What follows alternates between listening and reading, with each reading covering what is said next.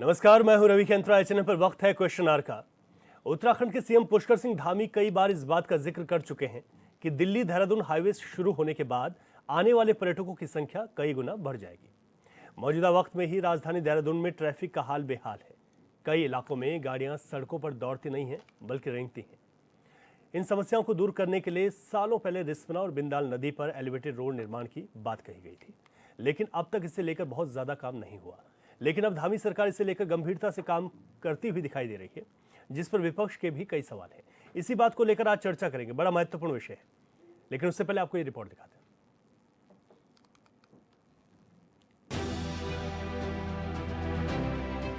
उत्तराखंड की राजधानी देहरादून में रिस्पना और बिंदाल नदी पर एलिवेटेड रोड वर्षों से प्रस्तावित है, लेकिन अब तक इसे लेकर बहुत तेजी से काम नहीं किया गया। लेकिन सीएम पुष्कर सिंह धामी इसे लेकर गंभीर हो गए हैं। यही वजह है कि मंत्री, विधायकों, मेयर के साथ पार्षदों की बैठक हुई, जिसमें नेताओं ने अपने अपने सुझाव दिए। माना जा रहा है कि मंत्री की अध्यक्षता में आयोजित हुई इस बैठक में प्रोजेक्ट के लिए सोशल इम्पैक्ट असेसमेंट के बाद प्रोजेक्ट रफ्तार पकड़ सकता है। नहीं, देखिए, हमारे अभी क्वेरीज हैं। मुझे ऐसा लगता है 6 महीने भी और लगने वाले हैं। जो मैंने इन लोगों को टास्क दिया हुआ है उसमें ये अपनी इन्फॉर्मेशन गैदर करेंगे, उसमें ये प्रारंभिक तैयारियां करके फिर वो बताएंगे। फिर उसमें एक सैद्धांतिक स्वीकृति तो हम लोगों ने निकल कर दी, भाई सैद्धांतिक तौर पे बनना चाहिए, लेकिन उसमें जो दिक्कतें आने वाली हैं उनको शॉर्ट आउट करने के लिए थोड़ा बहुत टाइम चाहिए। तो उसके डिजाइन में वो भी व्यवस्थाएँ जोड़नी पड़ेंगी, तो हम उसको कर रहे हैं। और इसके साथ साथ एक जानकारी मैं और दे रहा हूँ कि हम आसारोड़ी से लेके और बाईपास होते हुए मौकमपुर तक एक एलिवेटेड रोड और डेवलप कर रहे हैं, जो सीधे आसारोड़ी से जो ट्रैफिक हमारा आ रहा है वो सीधे सीधे मौकमपुर तक डायरेक्ट जाएगा। तो उसको लेकर भी हम लोग काफ़ी काम इसमें आगे बढ़ गया है। दरअसल राजधानी के ट्रैफिक को पटरी पर लाने के लिए पिछले कई सालों से चली आ रही मुशक्कत अब तेज होती नजर आ रही है। प्रोजेक्ट को धरातल पर उतारने से पहले कई महत्वपूर्ण पहलुओं पर मंथन किया जा रहा है। करीब 6,200 करोड़ से निर्मित होने वाले दून के सबसे बड़े project Rispana Bindal elevated road को लेकर विभाग ने पब्लिक के बीच दस्तक दी है। जर्नल सोशल इम्पैक्ट असेसमेंट यानी कि GSIA के तहत स्थानीय नागरिक, विशेषज्ञों, अन्य हितकारों के बीच चर्चा कर सुझाव मांगे जा रहे हैं कि जो ISBT है इसको दोबारा से डिजाइन किया जाए और कोशिश की जाए जिस तरह से हम दिल्ली से और मौकमपुर के लिए एलिवेटेड रोड ला रहे हैं उसी से उसको कनेक्ट कर दिया जाए, ताकि नीचे ट्रैफिक का मूवमेंट ना हो। ऊपर क्योंकि जो ISBT से आएगा उसको सीधे बाहर जाना होता है, या दिल्ली जाना होगा या पहाड़ पे जाना होगा, या जिसको आना होगा वो सीधे ISBT पे आएगा। चाहे दिल्ली से आएगा तो ISBT से फिर नीचे वो लोकल ट्रांसपोर्ट से अपना इधर उधर जाएंगे। तो ये भी मैंने कहा कि उसको डिजाइन करके उसी के साथ उसको मर्ज करें, उसी के साथ उसको जोड़ें। तो ये सारी चीज़ें इस समय पाइपलाइन में है और हम लोग काम कर रहे हैं। हमारा पूरा प्रयास है कि आने वाला देहरादून यातायात की दृष्टि से सुगम बने, सरल बने। जानकारी के मुताबिक रिस्पना नदी पर 11 किलोमीटर लंबी 4 लेन एलिवेटेड कॉरिडोर प्रस्तावित है, जिसकी लागत 2500 करोड़ है। इसकी शुरुआत विधानसभा के पास रिस्पना पुल और एंडिंग पॉइंट नागल ब्रिज है। इसमें मध्यवर्ती जंक्शन, सहस्त्रधारा चौक और तोरण IT पार्क रोड है। वही बिंदाल एलिवेटेड कॉरिडोर की लंबाई 15 किलोमीटर और लागत 3,750 करोड़ है। इसकी शुरुआत कारगी चौक के पास बिंदाल ब्रिज और ending point Rajpur road Sai मंदिर के पास है। इसमें मध्यवर्ती जंक्शन, लालपुर चौक, बिंदाल तिराहा, विजय कॉलोनी और मसूरी डायवर्जन है। रिस्पना नदी के पुनरुद्धार और जीर्णोद्धार के लिए भाजपा सरकार ने कई बार बयानबाजी की, सरकारी धन भी उस पर बर्बाद किया, लेकिन आज तक रिस्पना नदी का पुनरुद्धार नहीं हो पाया है। अब रिस्पना नदी के किनारे एलिवेटेड रोड की बात सरकार कर रही है, पिछले 8 सालों से भी कर रही थी, लेकिन अभी तक एलिवेटेड रोड पे कदम आगे नहीं बढ़ाए हैं। अगर एलिवेटेड रोड बढ़ता है, अच्छी बात है, देहरादून का सौंदर्यीकरण भी होगा और निश्चित तौर पर जाम के झाम से भी मुक्ति मिलेगी। रिस्पना नदी के किनारे जो गरीबों के मकान हैं, जो उनके आवास हैं, पहले उनका पुनर्वास होना चाहिए, उनके लिए योजना बननी चाहिए। किसी के घर तोड़ करके अगर विकास की कोई योजना लाई जाती है तो निश्चित तौर पर ये जनहित की अनदेखी होगी। अब देखते हैं सरकार कितना जो है विस्थापन और पुनर्वास के लिए लोगों से बातचीत करती है, उनको विश्वास में लेकर के विकास की योजना को अगर आगे बढ़ाती है तो निश्चित तौर पर ये सराहनीय योजना हो सकती है। खबर है कि एलिवेटेड कॉरिडोर के लिए फिजिबिलिटी स्टडी, अलाइनमेंट और ड्राफ्ट डीपीआर विभाग के माध्यम से तैयार किया जा रहा है। आईआईटी रुड़की से हाइड्रोलॉजिकल मॉडल स्टडी की जा चुकी है। रिस्पना और बिंदाल नदी के अंदर स्थित विद्युत line, high tension line, civil line और साथ ही साथ यूटिलिटी शिफ्टिंग के लिए विभागों का संयुक्त निरीक्षण हो चुका है। साथ ही प्रोजेक्ट के लिए जमीन एक्वायर करने की कार्रवाई चल रही है। लेकिन समस्या ये है कि रिस्पना नदी किनारे बसे करीब 3000 स्थायी और अस्थायी ढांचे को कैसे हटाया जाएगा। देहरादून में रिस्पना और बिंदाल नदी पर एलिवेटेड रोड का निर्माण कब होगा कहना मुश्किल है, लेकिन इतना तो साफ है कि अगर दिल्ली देहरादून हाईवे की शुरुआत हो गई तो शहर में अभी जो जाम की स्थिति है उससे कई ज्यादा लोग ट्रैफिक में फंसे रहेंगे। राज्य के सीएम पुष्कर सिंह धामी भी कई बार ये बातें कर चुकी हैं कि हाईवे चालू होने के बाद 3 गुना ज्यादा पर्यटक देहरादून पहुंचेंगे। कुछ लोगों का कहना है कि अगर जल्द ही सरकार ने एलिवेटेड रोड का निर्माण नहीं किया तो आने वाले समय में देहरादून शहर में सफर आसान नहीं होगा। Bureau report HNN।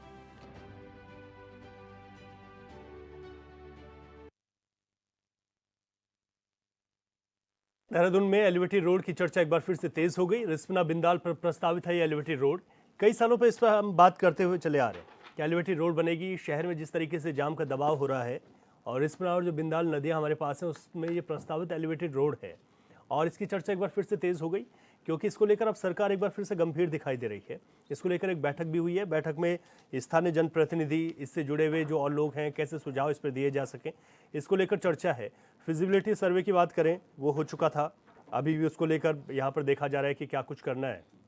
लेकिन अगर देखा जाए तो अब जैसे देहरादून से दिल्ली की दूरी ये कही जा रही है कि जब यहाँ पर एक्सप्रेसवे शुरू हो जाएगा और एलिवेटेड रोड उसके बाद बहुत ज़रूरी हो जाएंगी शहर के भीतर, क्योंकि दबाव बढ़ेगा और जो गाड़ियों की संख्या है उसमें बहुत ज़्यादा इजाफा हो जाएगा। 2.5 घंटे की जो दूरी अगर है तो दिल्ली के लोग देहरादून या फिर मसूरी इसके आसपास क्षेत्र में आएंगे तो देहरादून में ये बड़ी परेशानी, जाम बन सकता है। आज के मौजूदा वक्त में बात करें तो आज भी इस तरीके की स्थिति है। देहरादून के भीतर जब हम चलते हैं तो हम देखते हैं कि जाम की एक बहुत बड़ी समस्या है, जिसके निराकरण के लिए कई बार कई तरीके के प्रयोग पुलिस के द्वारा, डिस्ट्रिक्ट एडमिनिस्ट्रेशन के द्वारा किए जाते हैं, लेकिन वो उतने सफल होते हुए दिखाई नहीं देते।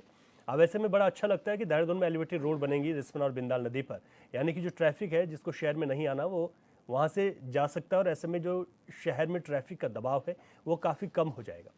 लेकिन ये देखने वाली बात है कि इस पर कब तक काम शुरू होगा। हालांकि इसको लेकर तमाम चीज़ें हो चुकी हैं, इस पर कितना वित्तीय खर्च आएगा ये चीज़ें स्पष्ट हो चुकी हैं। इसके अलावा इसे कैसे बनाया जाना है, इसका फिजिबिलिटी सर्वे क्या है वो किया जा चुका है। सिंचाई विभाग, PWD, अन्य जो विभाग हैं वो इससे जुड़े हुए वो लोग इस पर सर्वे कर चुके हैं। तो ये बहुत महत्वपूर्ण है शहर के लिए और आज शहर की मांग भी है। बढ़ते हुए दबाव, जो जाम का दबाव, गाड़ियों का दबाव यहाँ पर बढ़ रहा है, उसमें मांग भी है। ऐसे में सरकार एक बार फिर से इसको लेकर गंभीर दिखाई दे रही है। तो ये देखना होगा कि ये गंभीरता कब तक धरातल पर उतरेगी, धरातल पर ये कब तक दिखाई देगा। देहरादून में मंत्री, विधायक, मेयर और पार्षदों की इसको लेकर बैठक भी हुई है। 6200 करोड़ से ज़्यादा की खर्च की तैयारी है, यानी कि अगर रिस्पना और बिंदाल नदी पर एलिवेटेड रोड बनती है तो 6000 करोड़ से ऊपर का खर्चा इस पर आएगा। तो सियासत में वर्षों से एलिवेटेड रोड की चर्चा रही है, कांग्रेस की सरकार हो या मौजूदा वक्त में 2017 से भारतीय जनता पार्टी की सरकार हो। एलिवेटेड रोड निर्माण से जाम से मुक्ति तो मिलेगी ही, साथ ही साथ एलिवेटेड रोड के लिए जो यहाँ पर सर्वे किया गया है उसमें कई हज़ारों मकाने बताए जा रहे हैं कि वो जद में हैं। रिस्पना किनारे वर्षों से बसे हुए हज़ारों परिवार हैं, वो इसकी जद में हैं। क्या हज़ारों परिवारों को यहाँ से शिफ्ट कर दिया जाएगा या बेघर हो जाएंगे? इसके लिए स्थायी समाधान क्या है? 3000 स्थायी और अस्थायी ढांचे को हटाना यहाँ पर एक बड़ी चुनौती है। स्थानीय नागरिकों, विशेषज्ञों से इस पर सुझाव मांगे जा रहे हैं। रिस्पना पर 11 किलोमीटर के एलिवेटेड कॉरिडोर प्रस्तावित है। रिस्पना पर एलिवेटेड रोड पर 2500 करोड़ खर्च होंगे और बिंदाल एलिवेटेड कॉरिडोर रोड की अगर लंबाई की बात करें तो 15 किलोमीटर होगी। बिंदाल एलिवेटेड रोड कॉरिडोर पर 3750 करोड़ रुपए खर्च किए जाएंगे और IIT रुड़की की ओर से इस पर हाइड्रोलॉजिकल मॉडल स्टडी कर दी गई है। विद्युत, high tension, civil line shifting का जो इस पर काम होना है।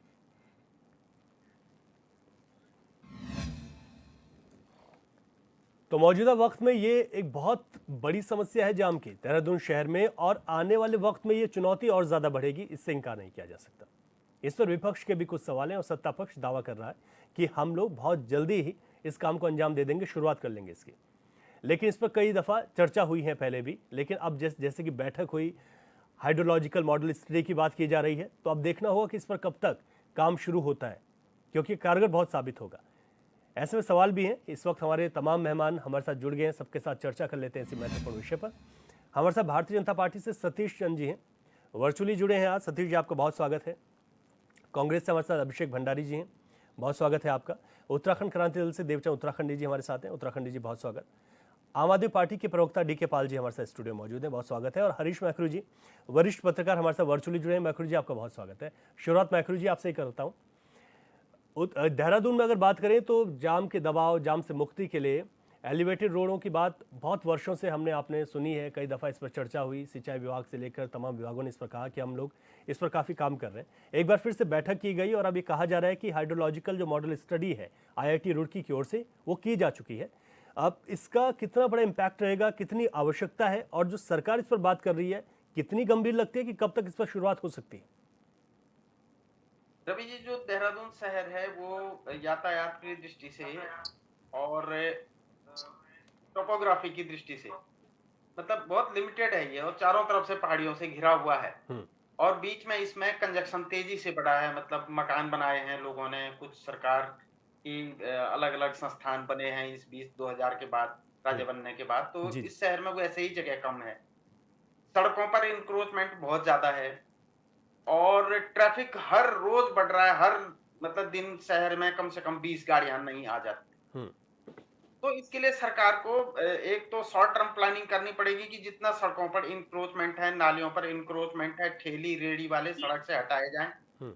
लोगों ने मतलब 5,000 2,000 की दुकान ले रखी है और कबाड़ पूरा सड़क तक लगा रखा है। हम्म।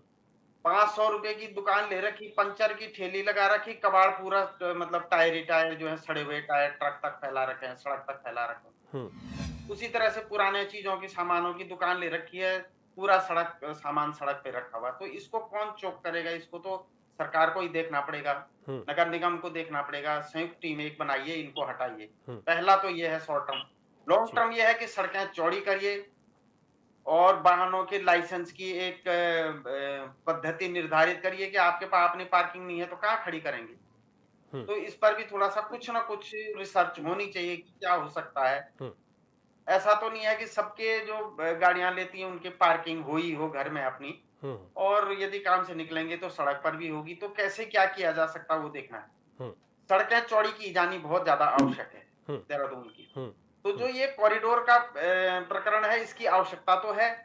और एक स्टडी और भी आई है कि जो हमारे नालियों में हम लोग या गधेरों में जो हम लोग पिलर खड़े कर रहे हैं सड़कों के लिए, एलिवेटेड रोड के लिए, हम्म। वो ज्यादा स्थायी है, बजाय कि हम लोग उसको समतल भूमि पे करें या चट्टानों पे करें। तो जो हम नाले, गधेरों में और नदी के बिल्कुल एकदम किनारे कर रहे हैं, तो वहां जो भूमि है वो नीचे उसका तल है और उसका जो तलवा है भूमि का वो मजबूत है। हम्म। तो उस दृष्टि से ये एलिवेटेड रोड जो नालियों में बनाई जा रही है वो बड़ी टिकाऊ हो रही है। अन्य प्रदेशों में ये प्रयोग हो चुके हैं।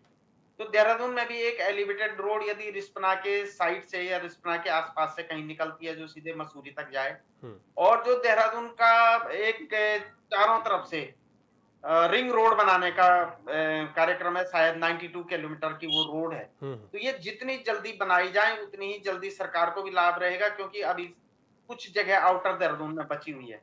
हम्म। तो वहां यदि लोगों ने मकान बना दिया तो वो रोड बड़ी महंगी पड़ेगी वो जमीन। तो अभी जितनी जल्दी हो सरकार उस एलिवेटेड रोड का, और देहरादून की जो 90 किलोमीटर रिंग रोड बननी है चारों तरफ शहर के, तो उसको पूरी चौड़ी अभी बना दो, 60 फीट 70 फीट जो भी चौड़ी बननी है उसमें, क्योंकि बाद में ना जगह मिलेगी ना कुछ मिलेगी।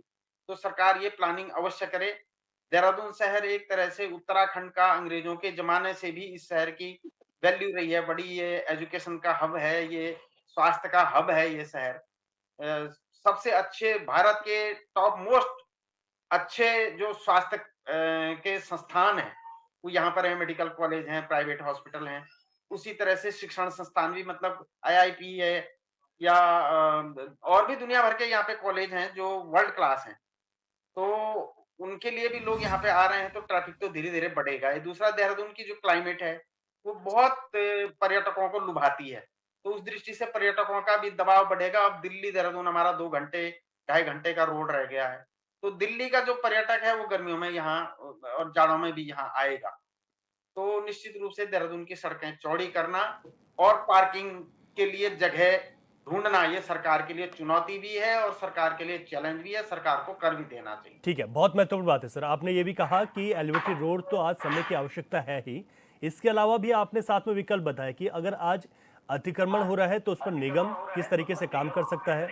इसके अलावा आपने ये भी बताया कि आज सड़कों के चौड़ीकरण की आवश्यकता और रिंग रोड का भी आपने जिक्र किया, जिसकी बात लगातार हो रही है। सतीश चंद जी, भारतीय जनता पार्टी कितनी गंभीर है? ये भी कहा जा रहा है कि आईआईटी रुड़की की ओर से हाइड्रोलॉजिकल मॉडल स्टडी कर दी गई है, विद्युत, high tension, sewer line shifting, इन तमाम चीज़ों को लेकर स्टडी हो गई है।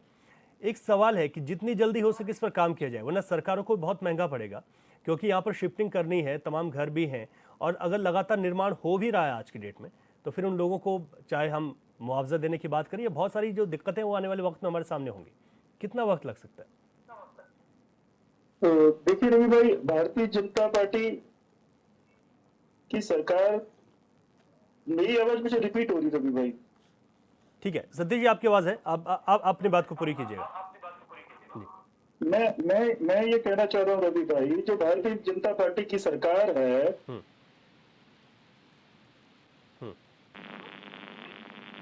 देख रहा है, आपने देखा होगा कि किस तरह से ऑल वेदर रोड ट्रेनें जो पहाड़ में चढ़ा दी गई हैं, एलिवेटेड रोड जो दिल्ली से देहरादून को कनेक्ट करता है, और ये देखिए जो टेक्नोलॉजी यूज करी गई है, नदी के ऊपर पिलर में रोड बनाई जा रही है। तो ये देखिए, ये विकास की एक नई गाथा है।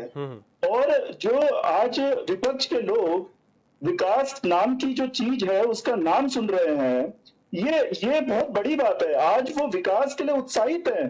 अपने 50 साल 60 साल के शासन काल में जिन्होंने एक पुल नहीं बनाया, जो अंग्रेजों के पुलों के भरोसे रहे और खुद इटली की टेक्नोलॉजी यहाँ यूज करने की बात करते रहे, आज उन लोगों के पास एक ऐसा उदाहरण है कि वो आज विकास के लिए ललायित हैं। आज वो देख रहे हैं, एलिवेटेड रोड देख रहे हैं जो दिल्ली से देहरादून कनेक्ट,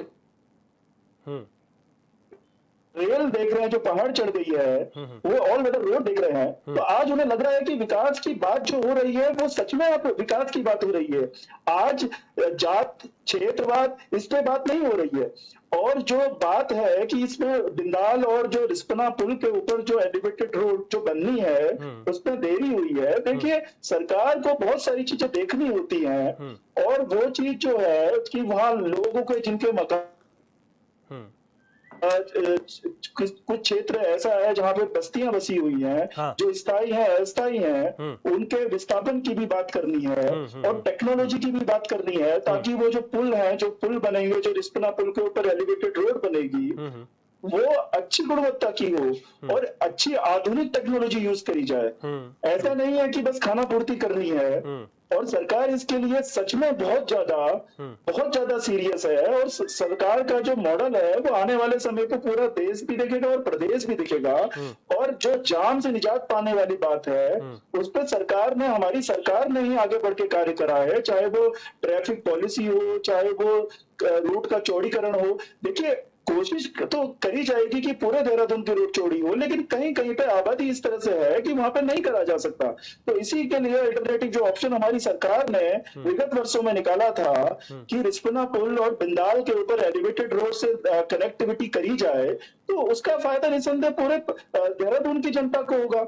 और ये जो जाम की समस्या है, ये सच में निजात इससे दिलाई जाएगी। इस तरह की रोड का निर्माण कितना वक्त निर्माण करा जाए तो उसमें भवन भी आएंगे, लोगों को उजाड़ना भी पड़ेगा, हटाना भी पड़ेगा, लेकिन इस वाली टेक्नोलॉजी से कम रियायती एरिया पे इफेक्ट पड़ेगा और कनेक्टिविटी सभी को मिलेगी। ठीक है, चलिए, आप कह रहे हैं कि कनेक्टिविटी सभी को मिलेगी। वक्त कितना लगेगा? आप लोगों ने कहा कि आप लोग गंभीर हैं, बहुत जल्द इस बात की शुरुआत हो जाएगी।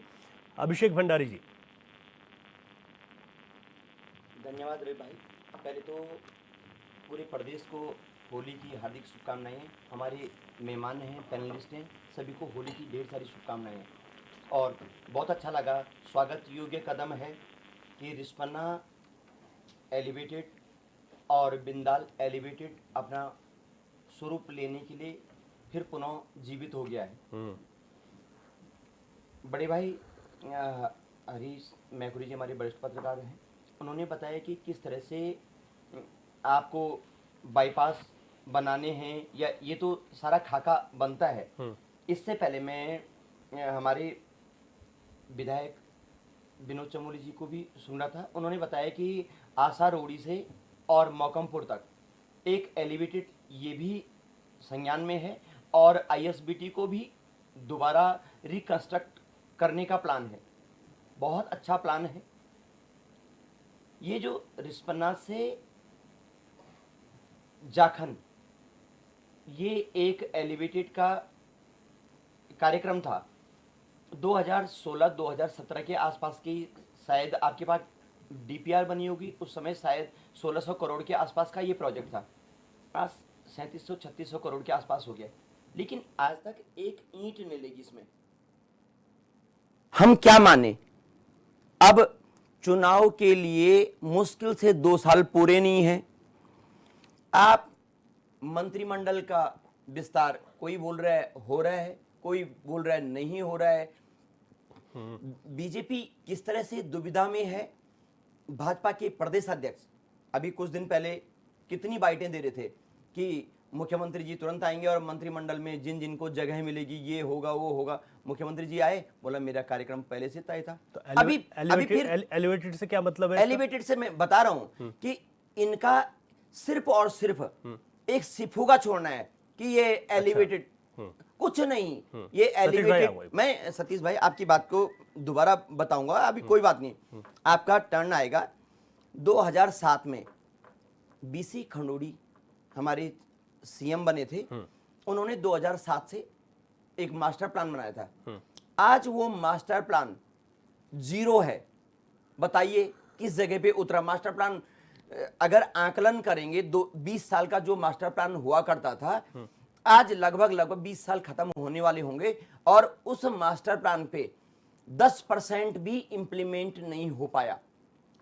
ये जितनी बड़ी हमारी यहाँ पे संस्थाएं बनी हुई हैं, एमडीडीए और साडा विकास प्राधिकरण है, और इसमें जिलाधिकारी और भी शहरी विकास जो भी आते हैं, ये लोग अपना इसमें इंप्लीमेंटेशन या अपनी सुझाव देते हैं। जब एलिवेटेड पे अभी सुनने में आ रहा है कि जनप्रतिनिधि या हो सकता है जनता से भी कोई राय लेंगे, लेकिन आपने न तो बिंदाल एलिवेटेड शुरू किया।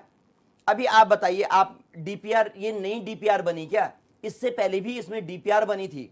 डीपीआर में कितने जगह आपने, जहां पे शुरुआत होनी थी और जहां पे आपकी लेंथ 10 पॉइंट समथिंग किलोमीटर की, जहां पे जैसे ये रिस्पना से क्या कहते हैं साई मंदिर का जो भी है, ये अभी हुई है। हाँ जी, पहले भी थी 10 किलोमीटर लगभग, लेकिन इसमें कोई कार्य योजना न पहले थी। अब देखो, अगर होता है तो बहुत ही स्वागत योग्य कदम है। एक और, अगर आप विकास के लिए, ऐसा नहीं है कि विकास के लिए, कांग्रेस पार्टी ने हमेशा विकास को सर्वोपरि माना है, लेकिन विकास के साथ साथ जिनका विनाश होता है उनका भी समाधान होना चाहिए। अभी ये सुनने में आ रहा है, ऋषिकेश 7 मोड़ पे करीबन 3000 पेड़ हमारी विकास की भेंट चढ़ रहे हैं, कोई चूं तक नहीं कर रहा है। ये क्या है? ये विकास है? अगर सुझाव मांगेंगे, मैं आपके चैनल के माध्यम से, माननीय मुख्यमंत्री जी, हम कौन होते हैं एक सुझाव देने वाले, लेकिन एक अदने से इस प्रदेश के एक सामान्य आदमी, एक जनता ये बोलती है, अगर आपने 3000 पेड़ लगाने हैं तो आप 3000 पेड़ काटने हैं तो 9000 पेड़ लगाने का एक योजना बनाइए। कहीं पे भी जो धरातल पे दिखे, अगर 9000 में से 3000 भी जीवित रह पाए, 1000 भी जीवित रह पाए, तो हमारी ये योजना जो हम 3000 पेड़ काट रहे हैं, ये सार्थक रूप, एक मूर्त रूप लेगी। ठीक है। लेकिन रवि भाई, एक अपनी बात को कंप्लीट कर रहा हूं। हमारे भाई सतीश चंद्र जी अभी उन्होंने बताया, प्रवक्ता बीजेपी के हैं और विद्वान प्रवक्ता हैं, हमें कई बार आमना सामना होता है। आपने बोला कि ये लोग कुछ विकास किया या न किया। मैं बताता हूं, IIT, AIIMS, BHEL, ONGC, railway, ISRO, जितने भी बांध बने, चलो ये हमारा सबसे नजदीक में टिहरी इतना बड़ा बांध है, क्या आपके कार्यकाल में बना क्या? मैं आपसे ये प्रश्न पूछना चाहता हूं। और आप बोलते हैं कि सड़कें चौड़ी हो गई। सड़कें चौड़ी होने का पैमाना कांग्रेस पार्टी ऐसा है, रूलिंग पार्टी है, लेकिन आपको फॉर्मूला दिया है, आपने उस फॉर्मूले को इंप्लीमेंट किया है। ठीक है, विकास हमेशा होगा। विकास किसी जमाने में जब एक राजा मर जाता था ना, उसका 1, 2 महीने, 3 महीने या 2 साल, 3 साल का बेटा राजगद्दी पे बैठता था, तो 10 साल तक उसके मंत्रीगण उस राजपाट को संभालते थे, चलाते थे। राजा वो 2 साल का, 3 साल का अदना सा बच्चा होता था। ऐसा नहीं कि आपने कोई कुछ योजनाएं करी हैं, हम जो योजनाएं करी हैं उनका सराहा जाता है, क्यों नहीं सराहा जाएगा? जो अच्छी योजनाएं हैं उनका स्वागत है। अगर आपने सच्ची निष्ठा से ये बिंदाल रेलवे, ये एलिवेटेड, रिस्पना एलिवेटेड, ये आसारोड़ी एलिवेटेड या आईएसबीटी, जो अगर विनोद चमोली जी बोल रहे हैं कि अगर इसको हम रिकंस्ट्रक्ट करेंगे, इस तरह की योजनाएं अगर आपके दिमाग में वाकई में अगर आप धरातल पे उतारना चाह रहे हैं, आपका स्वागत है। मैं अभी एक अपनी बात को कंप्लीट कर रहा हूं। यहां पे एमडीडीए एक विकास प्राधिकरण है, और आप जाइए मसूरी की तरफ, राजपुर, हमारे राजपुर से मसूरी तक, रवि भाई, इसमें आप मानी निर्माण कार्य, नया निर्माण कार्य नहीं कर सकते थे। जो पुराना ढांचा है उसमें आप छोटा मोटा निर्माण कार्य कर सकते थे। ये हमारे बाईलॉज में है, हाई कोर्ट की परमिशन से आप निर्माण कार्य कर सकते थे। आप देखो क्या स्वरूप हो गया। ये सिर्फ मसूरी नहीं है, देखना, हम भी इसी देश की प्रजा हैं, बोलना है और विकास के लिए सर्वोपरि आपका स्वागत है। ठीक है, देवचौं उत्तराखंड जी, धन्यवाद। एलिवेटेड रोडों की जो बात हो रही है और बहुत लंबे वक्त से हो रही है, इस बार एक बैठक हो गई और इसमें यह भी कहा जा रहा है कि चाहे हाइड्रोलॉजिकल मॉडल स्टडी हो, अब स्थलीय निरीक्षण हो, इन तमाम चीज़ों को किया जा रहा है और सरकार आगे बढ़ रही है। उत्तराखंड क्रांति दल का क्या कहना है? रवि जी, सबसे पहले मैं आपके चैनल के माध्यम से तमाम उत्तराखंड वासियों को और पूरे देश वासियों को होली के ये रंगों के त्यौहार को की शुभकामनाएं देता हूं। और आज की ये डिबेट का जो विषय है, उस विषय का नाम सुनते ही और जो विषय पर पहले से चर्चा हो रही थी, उसका हम इस सरकार को सराहना स्वरूप देते हैं कि चलो आपने देर सही दुरुस्त काम करने की ओर बढ़ रहे हैं। लेकिन उनको एक हिदायत दे देते हैं कि कृपया ये न बोलें कि हम ही कर रहे हैं, यह आज का नहीं है, हर बार हर चीज़ अपनी पीठ थपथपाने की कोशिश न करें। अब मैं बात आता हूं कि इस एलिवेटेड रोड में जो बहुत सारी चीज़ हो रही हैं, उस बहुत सारी चीज़ों में मुझे सीधा मैं नाम लूँ या इनको नाम खुदे मालूम हो जाएगा, उन 5-6 मंत्रियों और विधायकों का मैं भ्रष्टाचार में लिप्त सबसे पहले शब्द यूज करता हूं, जिनको पिछले कई सालों से एलिवेटेड रोड का मालूम होते हुए भी उन्होंने यहाँ नाला खालों में लोगों को बसाने की कोशिश की है। अभी जैसे हमारे वरिष्ठ पत्रकार मेखोरी जी बिल्कुल मेरे अच्छे चिर परिचित भी हैं, मैं कई बार उनसे सलाह भी हम इसके देते हैं। मैं उन्हीं के माध्यम से जैसा भी पता चला है कि भैया ये पहले उनको भी भरपाई करनी पड़ेगी। मैं कहता हूँ ये क्यों हुआ ऐसा इसलिए कि ये भ्रष्टाचार की भेंट चढ़ते हुए आए हैं और अब इन लोगों पर ये गाज गिरा देंगे। इसका मैं एक और उदाहरण आपको देता हूं। एक कोई जो है डाक काली मंदिर से एक रोड जो चौड़ी रोड बन करके उधर डाक पत्थर की तरफ जा रही है, वो रोड कहीं पहले दूसरी जगह नाप में थी, बड़ोवाला 93 उसमें वार्ड पड़ता है, और अब वो कहीं और जगह पर शिफ्ट कर दी गई है। इसको हम क्या माने, ये लापरवाही है या जानबूझकर जनता को परेशानी में डालने का काम कर रहे हैं। इसी प्रकार अब यहाँ पर जो नाला खालों की जमीनें हैं, निस्संदेह वो जमीन रजिस्टर्ड जमीन नहीं है, सरकारी जमीन है। वैसे तो देखा जाए बिना मुआवजा का उसको हटाया जा सकता था, लेकिन पहले तो ये है कि जब आपके दिमाग में ये मास्टर प्लान था, आपने इनको बसाया क्यों है? अगर बसा भी दिया तो अब मेरा ये सलाह है फिर से कि जब भी आप काम करें सभी विभागों का समन्वय करें। ये आपके चैनल के माध्यम से कई बार हमने बता दिया है कि समय अब क्या होगा, जो आपका जो रोड है, जो बिजली के खंभे हैं और जो आपका ये सीवर लाइन है, इनको शिफ्ट करना है। पहले भी तो इसमें सरकार का पैसा हुआ, तो ये हमारा पैसा है, ये हमारे को दर्द होता है। तो ये विकास, हम पुनः ये बोलते हैं कि ऐसा विकास आप लेकर आते हैं जो पहले का काम किया हुआ है उसको आप जीरो कर देते हैं, वो ठीक नहीं है। इसी प्रकार जो अभी ऋषिकेश से 7 मोड़ रोड की बात आ रही थी कि अब ऐसी रोड बनेगी कि बिल्कुल कहीं मोड़ ही नहीं होगा और वो जो है 45 मिनट का रास्ता 25 मिनट का हो जाए। मैं तो ये कहता हूं ऐसा विकास नहीं चाहिए कि जो जहां पर हमको फिर ग्लोबल की स्थिति में, और ये जब हम पहले ये उसमें देख रहे थे डिबेट में, तो वहां ये स्थिति आ रही थी कि जहां आज से 50 साल पहले बहुत बड़े गजरे हुआ करते थे वो सूख गए। अब हमारे 50 साल आने वाले बाद वो भी क्या बोलेंगे कि यहाँ कभी नदी हुआ करती थी। तो इस प्रकार से ऐसा विकास ना हो जो आने वाले 50 सालों में विनाश का कारण बने। तो कुल मिलाकर के मैं अपना इन जो खर्चा भी गवर्नमेंट करती है, जो विकास भी करती है, जो उसको मास्टर प्लान एक बार बन जाता है उस मास्टर प्लान के हिसाब से करो। अब आप अगर देखें, अगर इसका एलिवेटेड रोड बनेगी तो कई जगह जो पक्की रोड अभी है उनको भी तोड़ना पड़ेगा, उनको हटाना पड़ेगा। तो ये सरकार का एक नुकसान नहीं है, उस नुकसान का भरपाई कौन करेगा? तो मैं पुनः ये कहता हूं कि ठीक है, सरकार जो सरकार में रहेगी काम उनको करना है। ऐसा तो है नहीं कि ये सरकारी डिपार्टमेंट की तरह हैंड टेकिंग कर दें कि मैंने यहाँ तक कर दिया, मैं आगे नहीं करूंगा। सरकार 5 साल में बदलेगी, जो पीछे की योजनाएं होंगी, जो ये प्रतिनिधि हैं, जनप्रतिनिधि हैं, इन्होंने जनता की भलाई के लिए सोचा हुआ है, वो काम आगे बढ़ाने में कोई बड़ी सराहना का काम नहीं है, लेकिन हाँ कदम आगे बढ़ाने के लिए आपका उत्साहवर्धन का काम बनता है। ठीक है डीकेपाल जी, क्योंकि हमने सभी पार्टियों का वक्तव्य भी सुन लिया और वरिष्ठ पत्रकारों ने कहा कि आज हमें कितनी आवश्यकता है इस चीज़ की, एलिवेटेड की जो बात की जा रही है, और ये एलिवेटेड की बात नई नहीं है। आपका क्या कहना है इस पर, फिर चर्चा को आगे बढ़ाते हैं। देखिए, निश्चित रूप से सबसे पहले तो आने वाली होली की सभी को शुभकामनाएं, प्रदेशवासियों को भी, आप सबको भी। दूसरी बात यह है कि एलिवेटेड जो रोड का जो प्रावधान या कोई एक प्रारूप लेकर के सरकार आई है, तो इसमें कोई बुराई नहीं है, लेकिन इसको किस तरह से अमली जामा पहनाएगी सरकार, ये अभी आप देखिए कि हमारे प्रधानमंत्री जी की एक योजना आई थी कि पूरे देश में 100 स्मार्ट सिटी बनाए जाएंगे, और देहरादून भी उसमें था।